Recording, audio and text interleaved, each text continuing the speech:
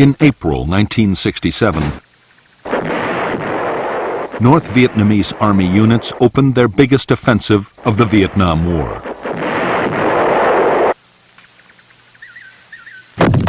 Their role was to draw American forces into the remotest parts of South Vietnam, far away from the populated areas. The hope was that the main attacks, scheduled for early 1968, would find the Americans deployed in all the wrong places.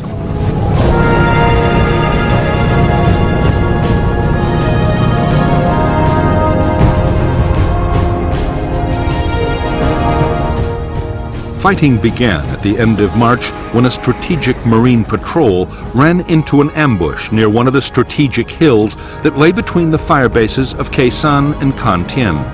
Dozens of Marines were killed during this first brief and unforeseen combat. The North Vietnamese had by then assembled nearly 2,000 men near the base at Con Thien, and almost every day they hit the Marines with artillery, rockets, and mortars. In the rugged countryside around, there were savage battles as patrols from each side clashed in what became known as the hill fights. During these battles, 160 Marines were killed and 700 wounded. The NVA resisted with such courage that as a mark of respect, the Marines, who usually called the Viet Cong Charlie, rechristened them Mr. Cong. But in the end, it was the sheer weight of American firepower that turned the tables at Con Thien. Repeated NVA assaults were broken, and more than 900 North Vietnamese soldiers were killed by Marine artillery, massive bombing, and the guns of naval vessels offshore.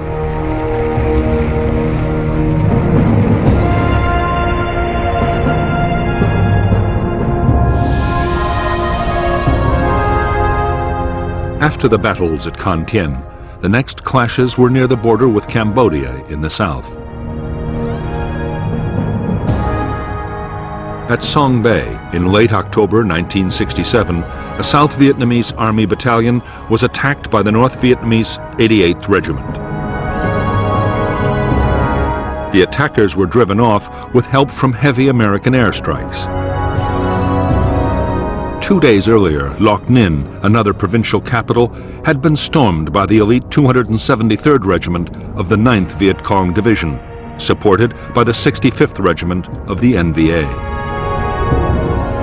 Reinforcements from the South Vietnamese 5th Division and the American 1st fought for several days and shattered the NVA regiment, leaving over 850 NVA and NLF dead.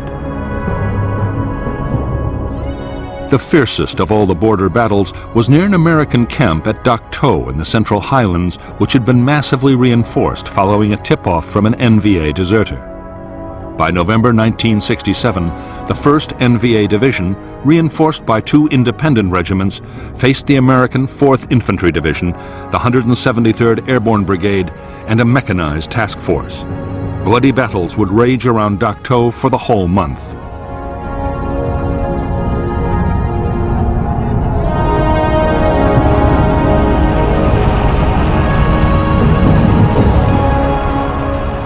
Of all the desperate encounters of the Battle of Dak To, the most costly for both sides was the fight for Hill 875. In the highlands, whoever controlled the hills could rain down mortar and artillery fire on the valleys.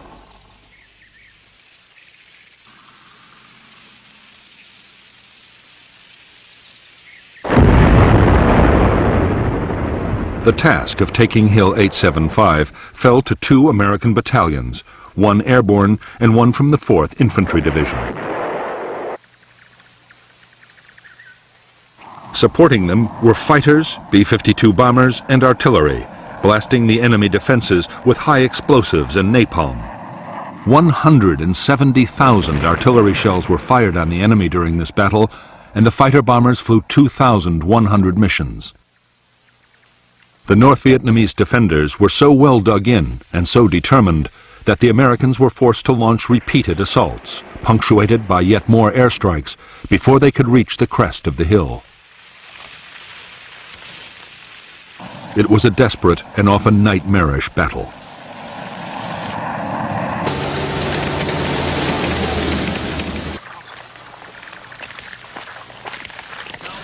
It took a full week to capture Hill 875. The assaults cost more than 150 dead and 400 wounded, bringing American casualties at Dak To to almost 350, with just under 1,000 wounded. The North Vietnamese army had lost 1,200 men.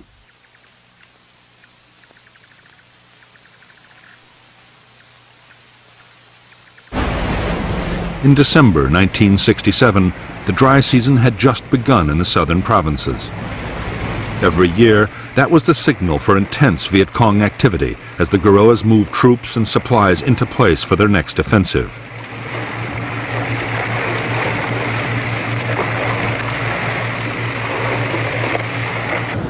At the headquarters of Military Assistance Command Vietnam near Saigon, General Westmoreland and his senior officers ran a series of studies to try and predict where the enemy would strike in 1968.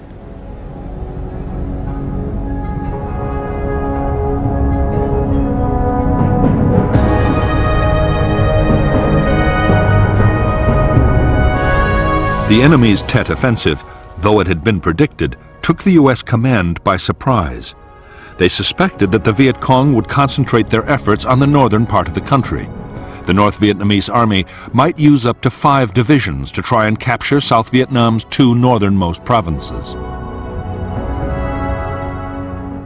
Other attacks in the highlands and near Saigon could provide the diversion. To counter the expected northern thrust, the Americans decided to send up their most mobile reaction force, the 1st Air Cavalry Division.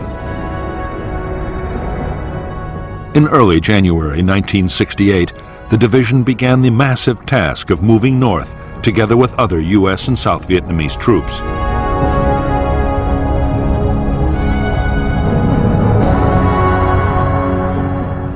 By now, 3/4 of the American battalions in the south of Vietnam were deployed deep in the interior, near the Cambodian border. Unknown to them, elements of the NLF's 9th, 7th, and 5th Divisions, along with other units, were already heading towards the capital for the TET offensive. The Americans, suspicious of increased NLF radio traffic behind them and the lack of activity in the border areas, began a rapid redeployment back towards Saigon.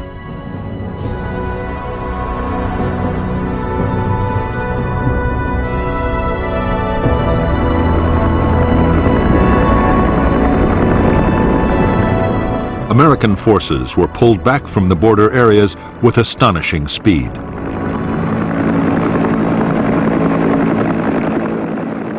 Such incredible mobility was something the Viet Cong had never expected. The ploy to use the battles on the borders to draw the Americans away from the real targets of the TET offensive had failed, although it had allowed NLF forces to get closer to Saigon.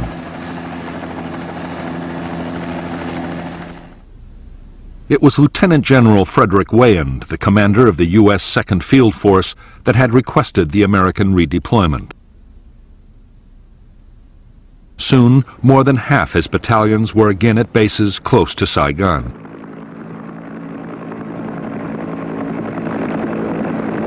Wayand ordered a series of sweeps to try and find the Viet Cong units that were surely somewhere within reach.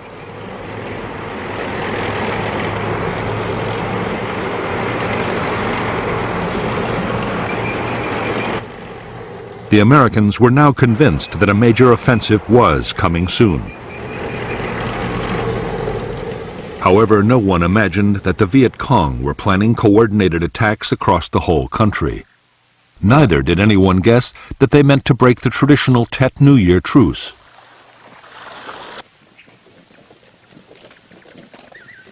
As a precaution, the Americans did ask the South Vietnamese government to call off the truce and cancel army leave. But for political reasons, the request was refused.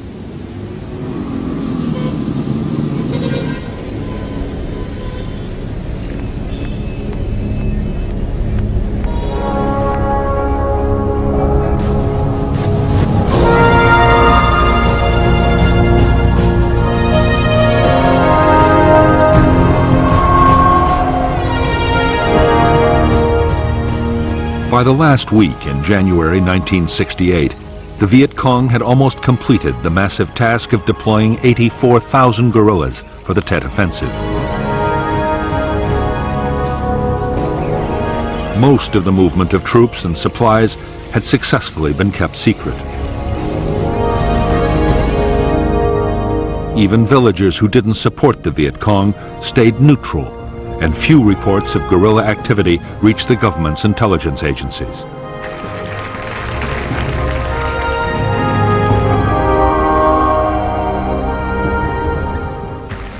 The traditional Viet Cong base areas around Saigon, districts like the Iron Triangle, played a vital part in the Viet Cong's preparations. Even the huge tunnel complex at Cu Chi, which the Americans had long believed had been completely destroyed, was still an important staging area and command center.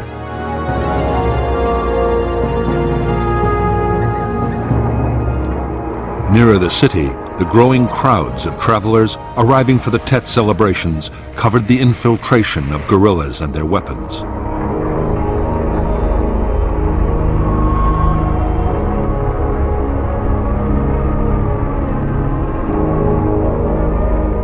As Tet drew closer, General Giap, the North Vietnamese commander and architect of the offensive, began to worry that his forces might not be in place on time. As it happened, dozens of attacks were launched a full day too soon. The North was still using the old calendar, which gave Tet as the 31st of January. In the South, the official New Year was the 30th of January.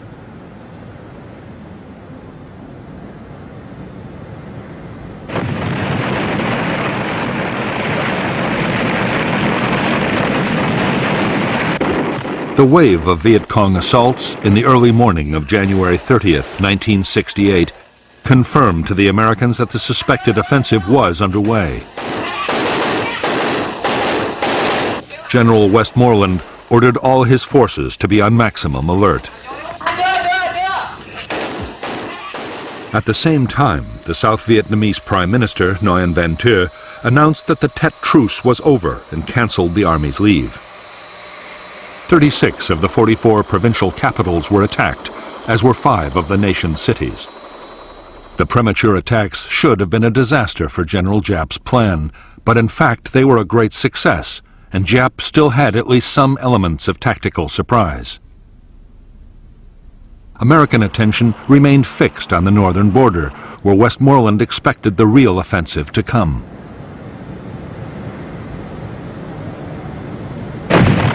There, the Marine combat base at Khe Sanh had already been under siege for 10 days.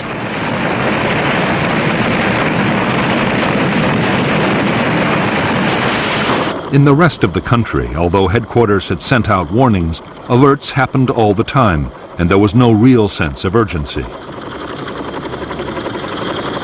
Half the South Vietnamese Army's troops were still away from their units on leave.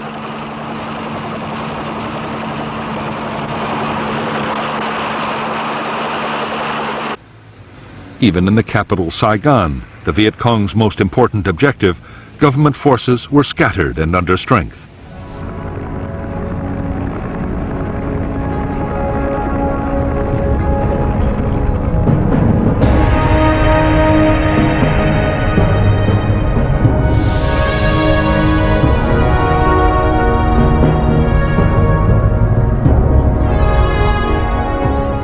In the days leading up to Tet, 11 Viet Cong battalions, mostly local units, had assembled for the main assaults inside Saigon. The spearhead force was the C-10 local Sapper Commando Battalion.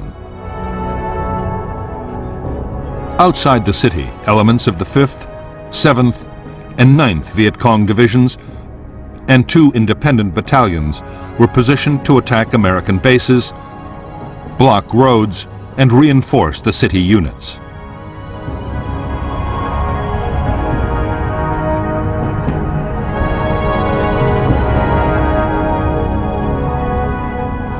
The government forces responsible for the defense of Saigon were the South Vietnamese Army's 5th Ranger Group, 3 regional militia units, and 2 military police battalions.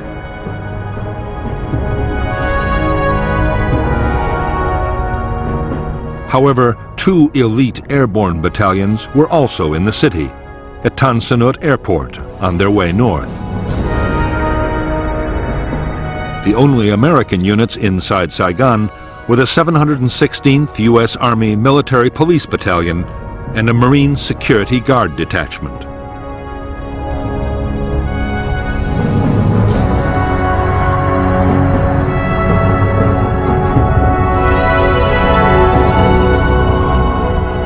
The Viet Cong plan for the attacks inside Saigon had been worked out to the last detail.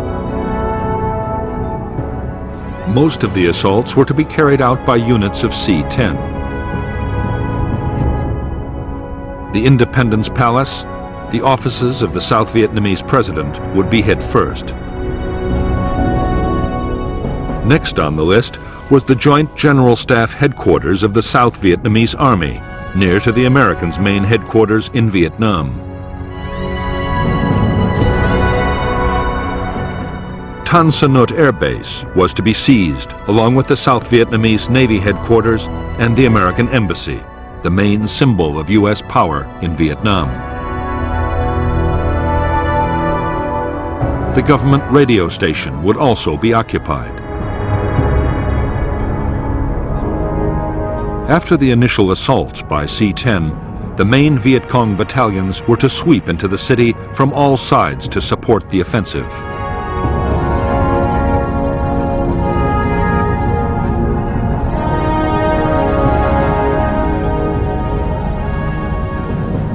In the early morning of January 31st, 1968, Viet Cong units the length and breadth of South Vietnam surged into action.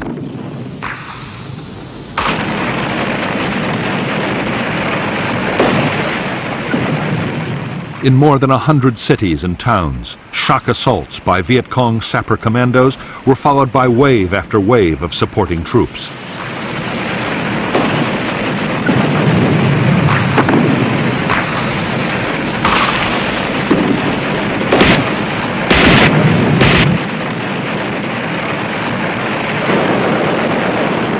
In Saigon, as one attack after another had erupted, there was complete confusion.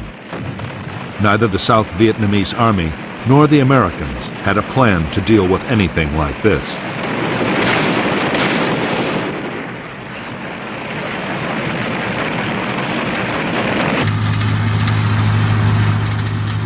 The Army's units were under strength and scattered, while the American MPs of the 716th Battalion had been left out of the alert issued the day before.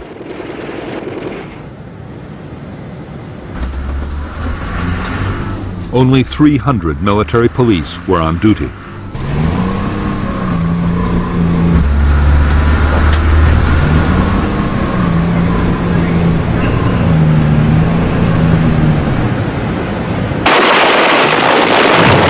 Of the many attacks the Viet Cong unleashed in Saigon on the morning of January 31st, the assault on the government radio station was the best organized. The station was captured, and the plan was to broadcast a tape of Ho Chi Minh calling for the population to rise up against the government.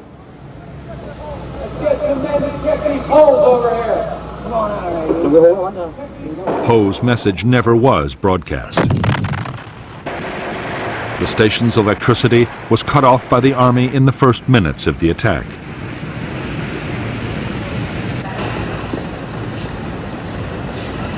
After a fierce 6-hour battle, government soldiers, including paratroopers brought in from the airport, succeeded in forcing out the surviving Viet Cong.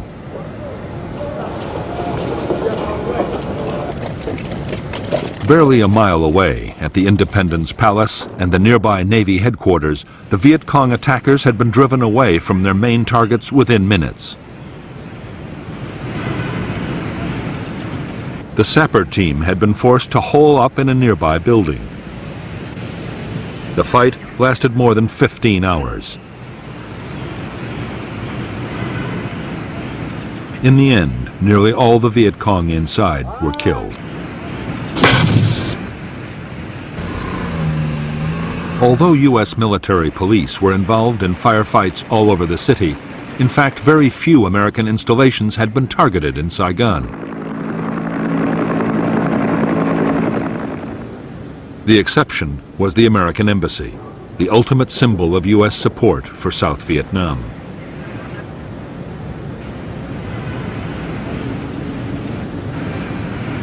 The assault on the American Embassy began at 2:30 a.m. on January 31st. 15 Sapper commandos blew a hole in the wall of the compound and charged through the breach. The fighters had killed 4 American military police guards and a Marine, but their own officers had been killed almost at once. The sappers took cover and waited for reinforcements.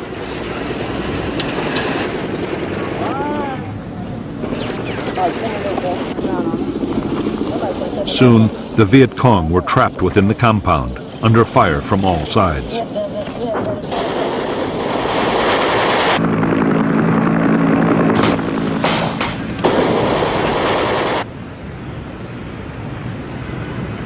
The fight for the compound lasted for 6 hours, but the effects of the battle would last much longer.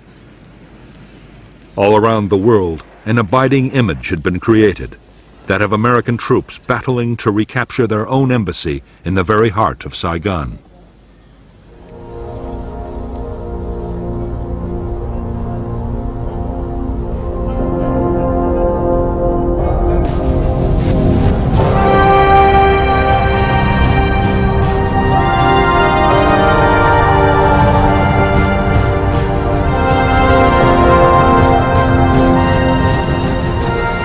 The Viet Cong attack on the American Embassy and most other targets in Saigon city center had been launched by the elite sapper commandos of the C-10 Battalion.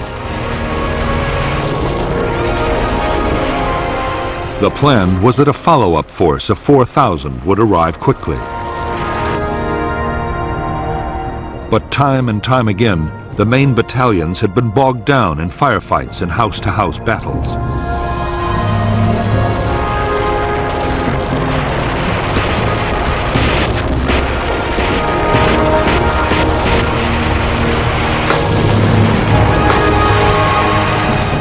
One of the sharpest clashes yet had happened near an American officer's quarters.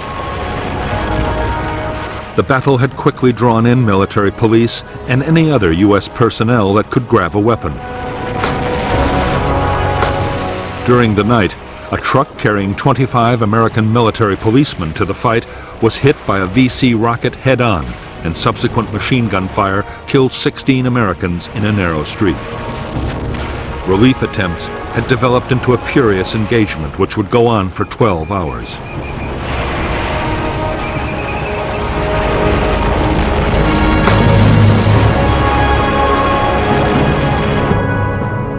Only a few miles away, Tan Son Nhut Air Base was one of the most important centers of American power in Vietnam.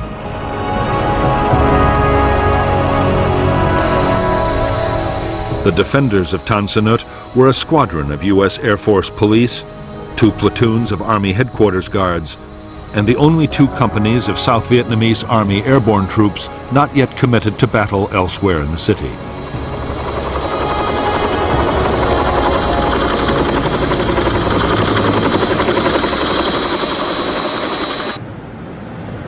On the perimeter of Tan Son Nhut, the Viet Cong had seized several key buildings as springboards for their main assault and attacked the compound containing the villas of senior officers of the South Vietnamese General Staff. The guerrillas meant to hit the base from 3 sides with more than 1,000 troops. A large textiles plant was occupied as the base for their heavy machine guns and rockets.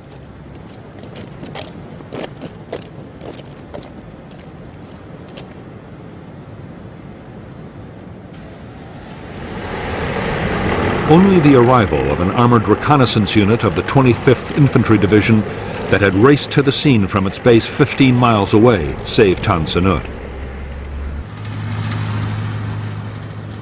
The tanks and APCs hit the attackers from behind, and in furious fighting had split the Viet Cong force.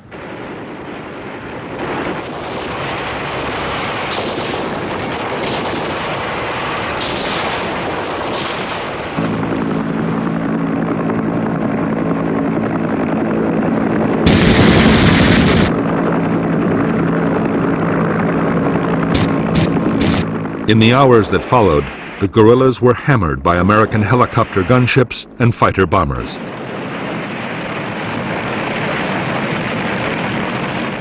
The attack on Tan Son Nhut was soon completely broken.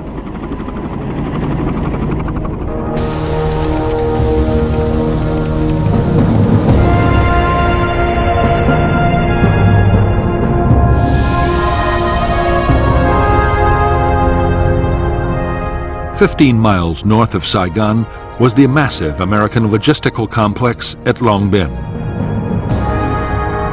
Nearby was the U.S. base at Bien Hoa, and between them the headquarters of 2nd Field Force and 3 Corps, from which the American and South Vietnamese battles in the Saigon area were being coordinated.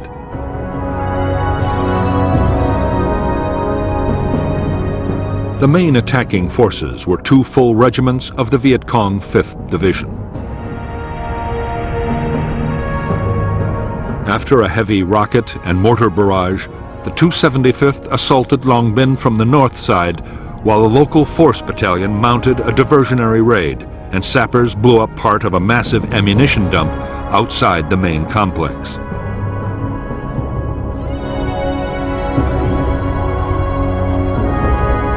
At the same time, the 274th hit Bien Hoa, and a local battalion tried to seize 3 Corps headquarters.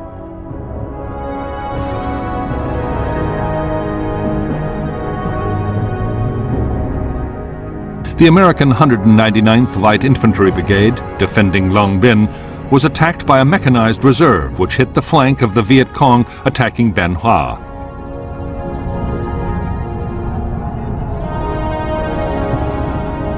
A unit of the 101st Airborne Division was airlifted in, while helicopter gunships and more mechanized units joined the day-long battle, eventually driving the Viet Cong away from all their objectives.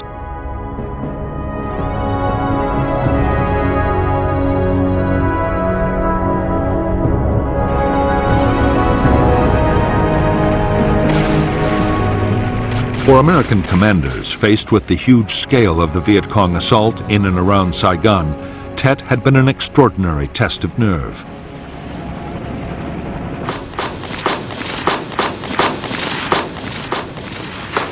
It had seemed as if the enemy was everywhere at once.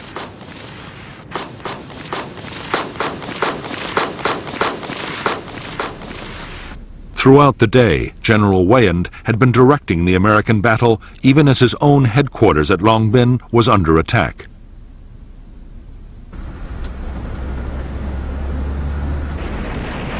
In the first 2 hours of the TET offensive, Weyand had deployed 5,000 airborne and armored reinforcements. More than 500 armored personnel carriers, mounting their deadly .50 caliber machine guns, had been sent into combat.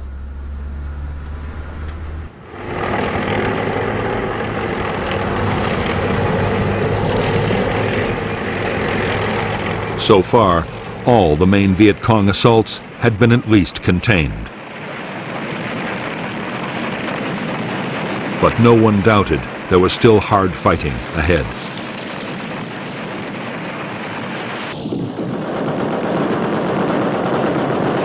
How would you assess the enemy's purposes yesterday and today? The enemy very deceitfully has taken advantage of the TET truce in order to create maximum consternation within South Vietnam, particularly in the populated areas. In my opinion, this is... In spite of the temptation to throw everything he had into the battle against the guerrillas, General Westmoreland was determined to hold back. He was still convinced that the TET attacks were a diversion from the main effort, which he expected to come in the northern border areas. he was deeply reluctant to commit his most mobile forces to street battles.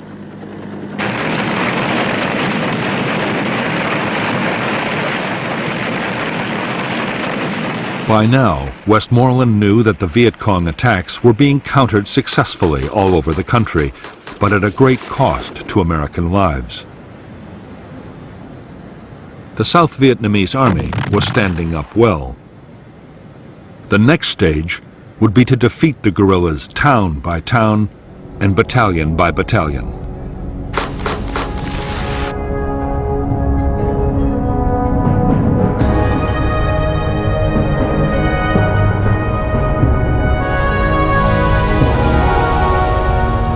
In the far south of Vietnam, in the heavily populated Mekong Delta, the TET offensive had seen Viet Cong assaults on nearly all of the 16 provincial capitals.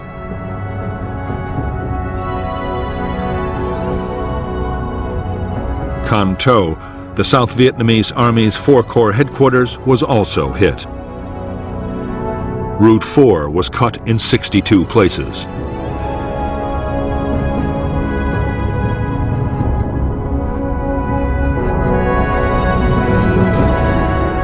In the central and northern provinces, 11 cities, towns, and bases, including 2 Corps headquarters, had been attacked in the premature offensive of January 30th. 8 more had been hit the following night. All the major attacks would be repulsed within a week, except in 1 city. The assault on the old Vietnamese imperial capital of Hue would lead to the biggest and bloodiest battle of the whole TET offensive.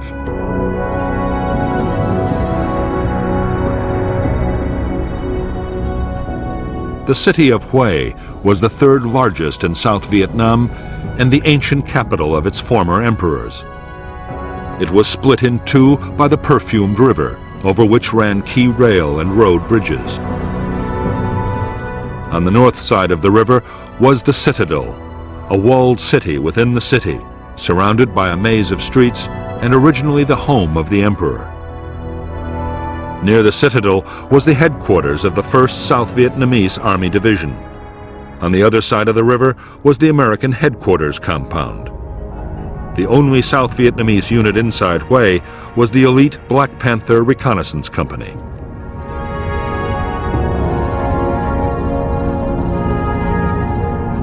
The assault on Hue was launched by 2 local Viet Cong battalions, elements of the 6th Regiment of the 325th NVA Division, and the 4th Independent Regiment.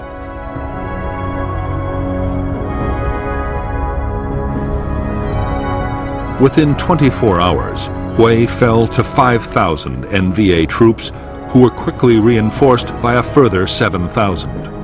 They instantly raised the North Vietnamese flag over the citadel.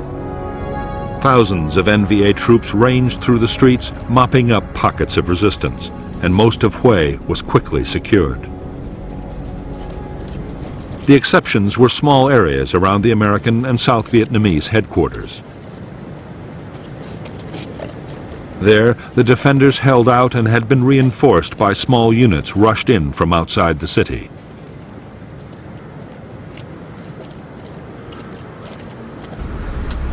The U.S. Marines and South Vietnamese troops that had come to the aid of their beleaguered headquarters had run a gauntlet of NVA forces to get into the city.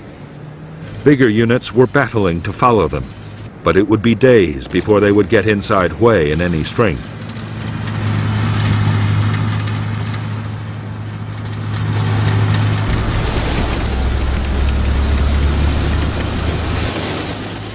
Meantime, it was clear that the North Vietnamese army meant to remain and would not be dislodged without a major battle.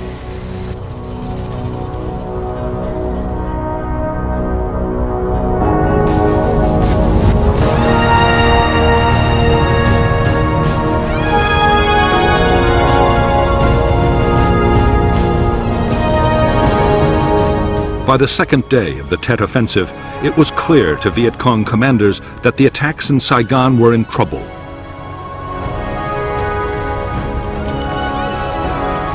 The assault teams had been driven out of most of their main objectives.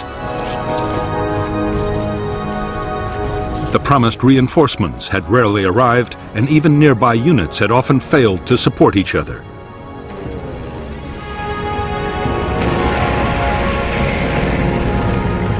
Secrecy meant they usually knew nothing of any orders but their own.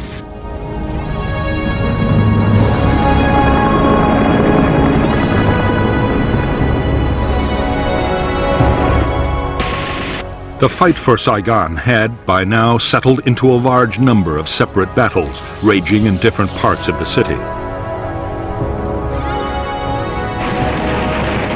Often, the Viet Cong were completely surrounded by government forces. Isolated units now faced concentrated assault from armored vehicles, planes, and helicopters.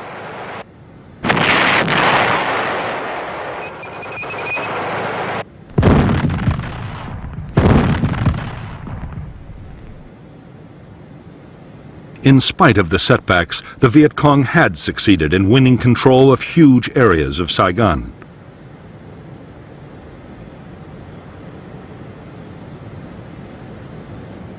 To many Viet Cong fighters, it seemed that victory was at last in sight.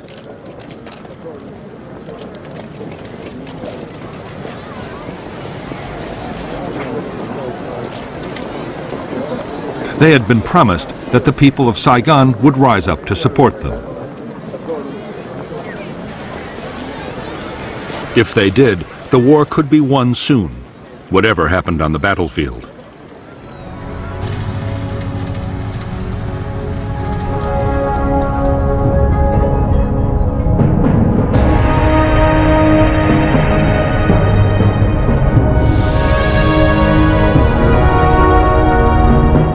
At the same time as the attacks on Saigon, the Viet Cong had launched powerful assaults on the surrounding towns.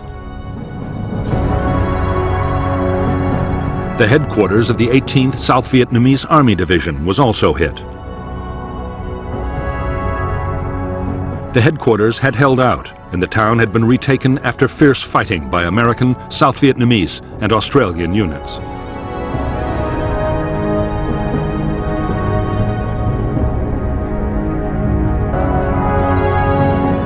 As part of an attempt to surround Saigon and cut off the capital from reinforcements, the Viet Cong 273rd Regiment launched a massive assault on the town of Tu Duc, which contained one of the two South Vietnamese military academies. The regiment took heavy losses, but the following day it seized the Newport Bridge over the Saigon River. Together, South Vietnamese and American units recaptured the bridge after a violent battle.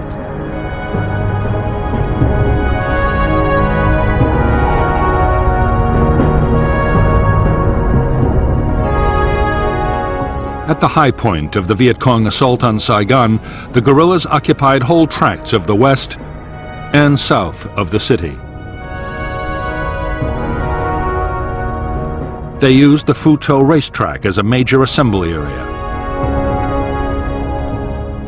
The American 199th Light Infantry Brigade launched an all-out assault on the racetrack buildings, driving the Viet Cong into the streets around.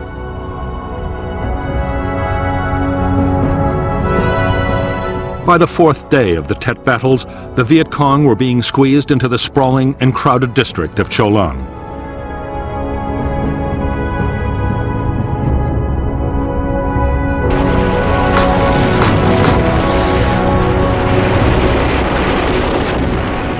The drive to clear the Viet Cong from their last strongholds in Cho Lan and other parts of Saigon would last more than a month. Like the battles to clear residential districts all over South Vietnam, the fighting would be immensely costly in lives.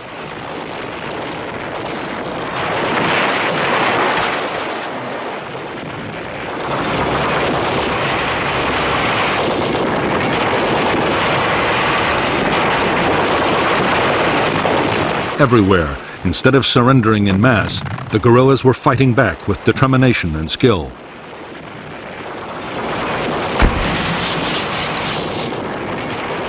Most Viet Cong units committed to the TET offensive had made no plans for a possible retreat. The hopes of Viet Cong leaders were now fading fast. They were forced to accept that the Tet Offensive was failing.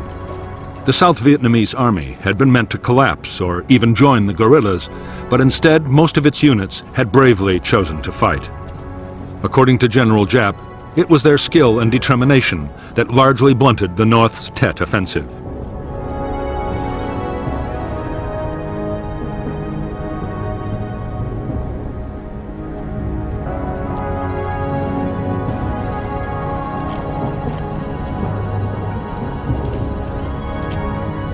Even more disastrous, the uprising that was supposed to have seen thousands of civilians storming government buildings and proclaiming the revolution had not happened.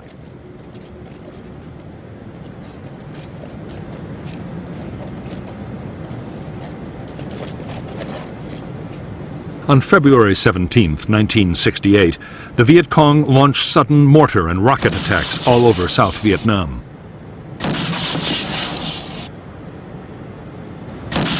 The attacks were no more than a symbolic gesture. A few days later, the Viet Cong High Command ordered its units to pull back from the cities to regroup and refit their remaining forces.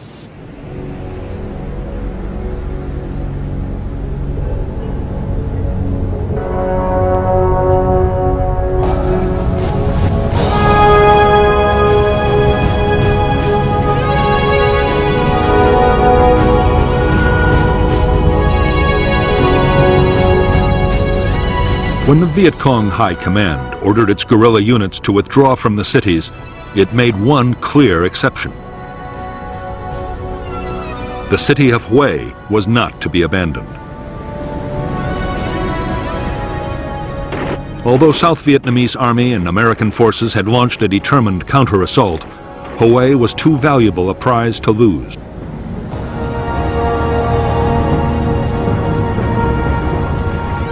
By the fourth day of the Hue battle, 1,000 more South Vietnamese Army troops had been airlifted to the city. The Americans had been reinforced by 1,200 Marines.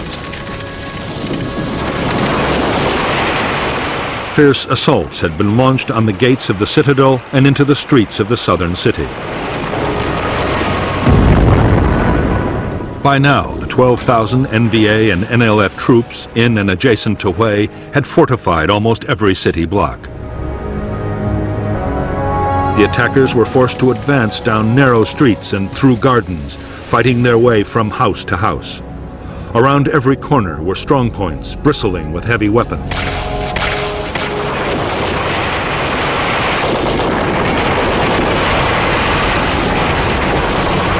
Any house or wall could conceal a heavily armed NVA assault group.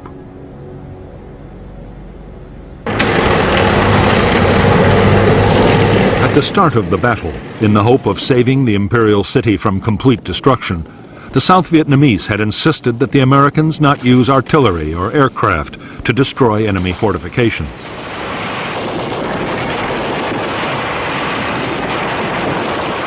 After 5 days of fierce and bloody fighting, most restrictions were lifted.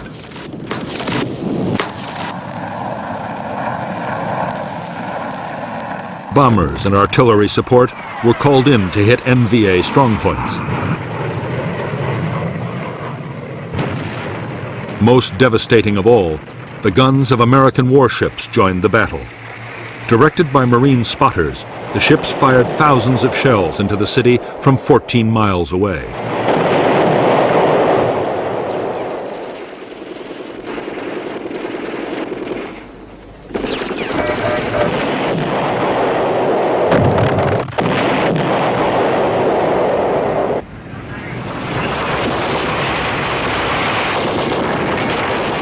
Meanwhile, in spite of frantic American efforts, U.S. reinforcements west of the city were still struggling to reach the battle zone.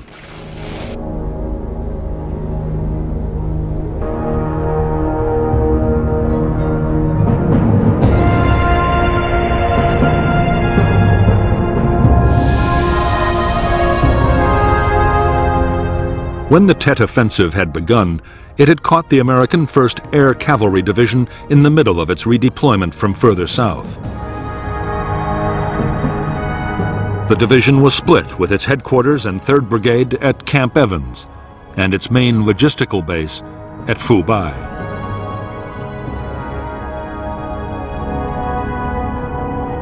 When the North Vietnamese had begun their attack on Hue, they had cut Highway 1, the vital road link between the air cavalry's fighting units and its stocks of fuel and ammunition.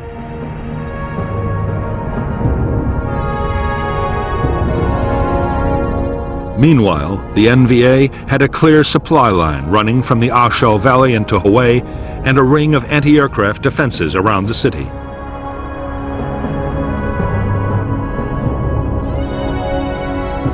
The air cavalry could send only a single battalion to advance on Hue. It was dispatched without artillery support, and with air cover impossible because of bad weather, the battalion was cut off and only just escaped annihilation. It would take nearly 3 weeks for the 1st Cavalry Division to assemble the men, fuel, and ammunition it needed to start cutting the North Vietnamese Army's supply lines into Hue.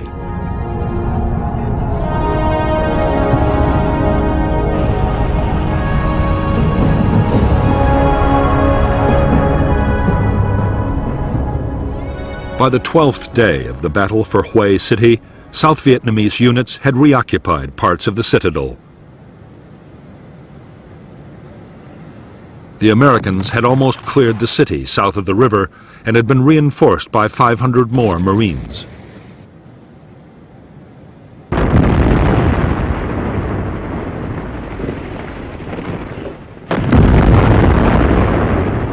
The North Vietnamese still had open supply lines to the west and were able to launch aggressive counterattacks. But with the Marines now pressing into the old city, the NVA position was deteriorating fast.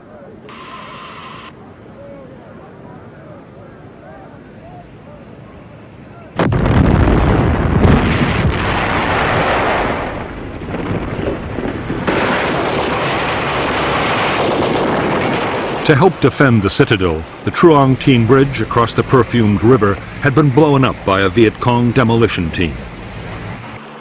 Supplies and reinforcements for the South Vietnamese Army and the U.S. Marines fighting inside the citadel had to be sent by landing craft.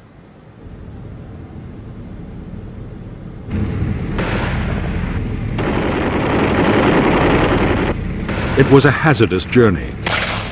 The boats had to skirt an enemy-held area and sail under the guns of NVA troops.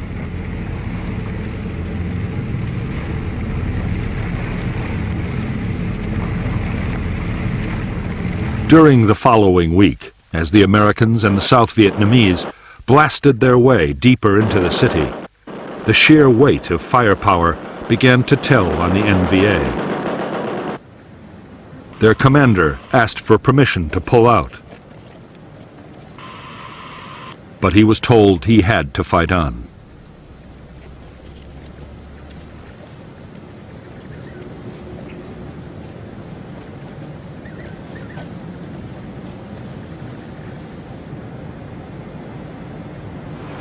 The battle continued through to the night of February 23rd, with days and nights of savage fighting, before the NVA were finally driven from their last redoubt in the Citadel's Imperial Palace. And the Stars and Stripes was raised above it.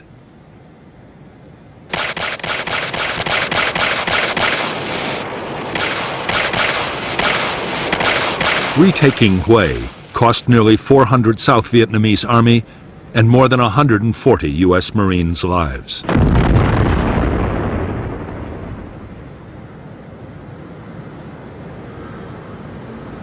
"5,000 NVA and Viet Cong died in the city, and a further 3,000 in the adjacent fighting. 5,800 civilians were caught in the crossfire or killed by NVA forces in the first days of the occupation.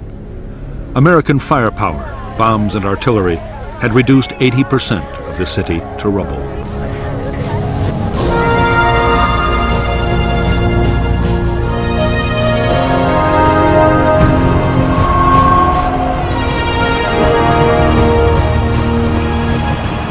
By the end of the city battles, 37,000 Viet Cong troops deployed for the Tet offensive had been killed.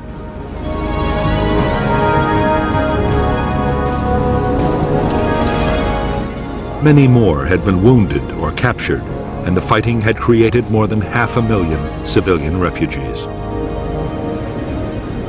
The casualties had included most of the Viet Cong's best fighters and many political officers and secret organizers.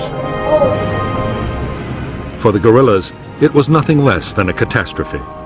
But for the Americans, who lost 2,500 men, it would prove to be a most severe blow to public support. Viet Cong leaders were now forced to claim that Tet had always been intended as a series of offenses, not just one push.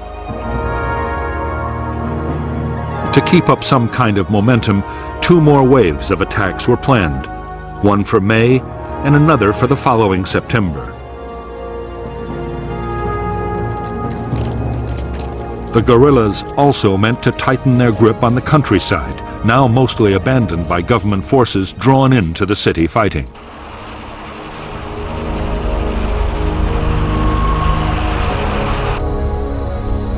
In the battles, the Americans had lost more than 2,500 men, and nearly 8,000 had been wounded.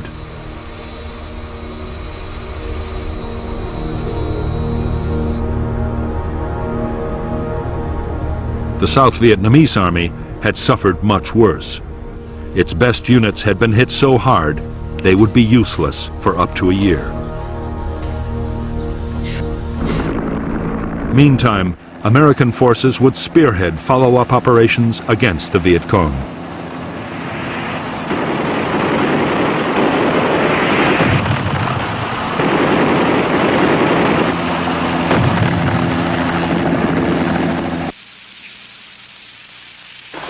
Starting March 11, 1968, massive search and destroy sweeps were launched against the Viet Cong remnants around Saigon and in other parts of the country.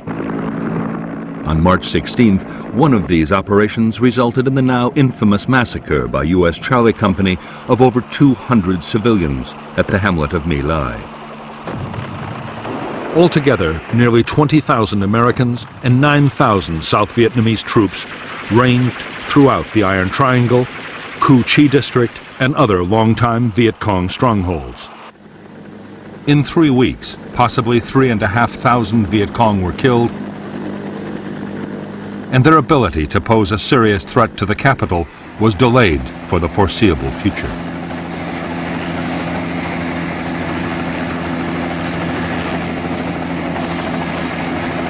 The Tet battles had delivered a massive victory to American military leaders. What they wanted was an all-out push to win the war, including ground offensives into Laos and Cambodia. The Joint Chiefs of Staff asked for 206,000 extra men, half for Vietnam, the rest to boost the reserves. The answer from the White House was no. Tet had changed everything.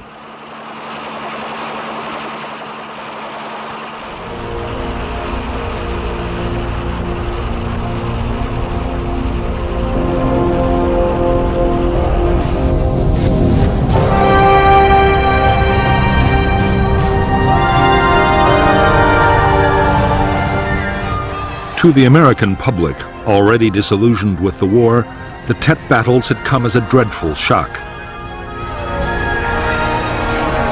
If the communists were close to defeat, as the president and the military had claimed so often, how could they have launched a nationwide offensive on such a scale?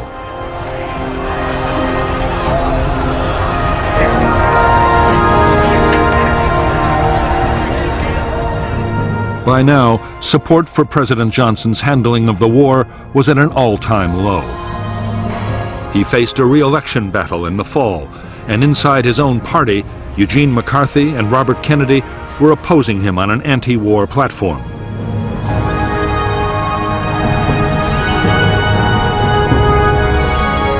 Even his own advisors, especially Clark Clifford, the new defense secretary, were coming out against the war. The pressure on Johnson was overwhelming.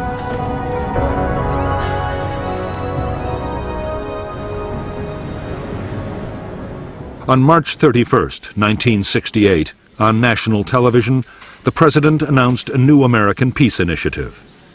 He invited the North Vietnamese to negotiate and stated that as a goodwill gesture, he was curtailing the bombing campaign against the North.